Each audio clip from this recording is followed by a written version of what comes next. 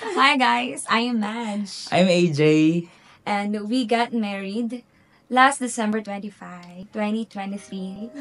Ayun, actually, by faith yung wedding that we've had. Young missionaries kami during that time. We really have none para makapagpakasal. But during that year, I was just sure na yun yung tamang gawin, na kami ay makasal na. And I know God's will siya.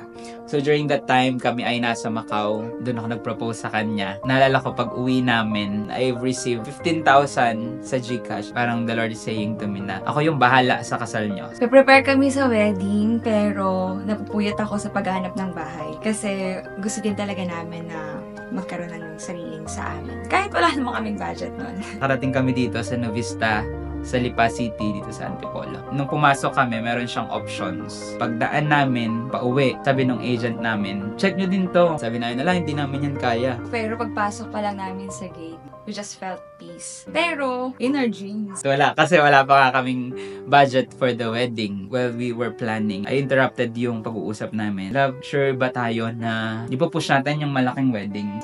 Grabe pala. Simula bata pala.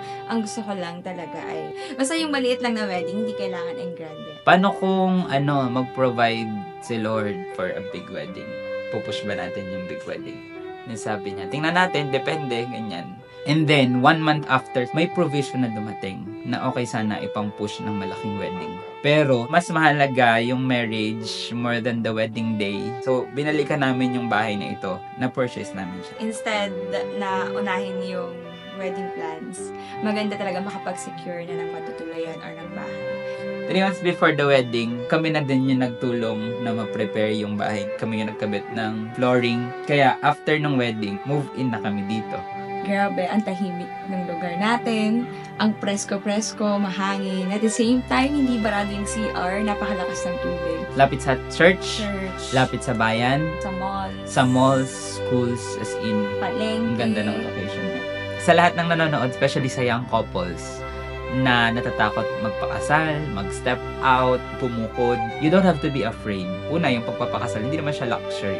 Will siya ni Lord. When you step out there in obedience, yung provision will also come to you. Kaya. Yes, Kaya quality ng kayang-kaya. Pero, quality din talaga. Pray about it and trust the Lord who will provide sa lahat ng inyong pangailangan. And especially dun sa desire na meron kayo. Kasi I just desire it na hindi ko alam na pwede pala siyang mangyari. So, ang ating kwentong bahay ay kwento ng pagpaprovide ni Lord. Ito ang aming kwentong bahay, kwentong buhay. Yay!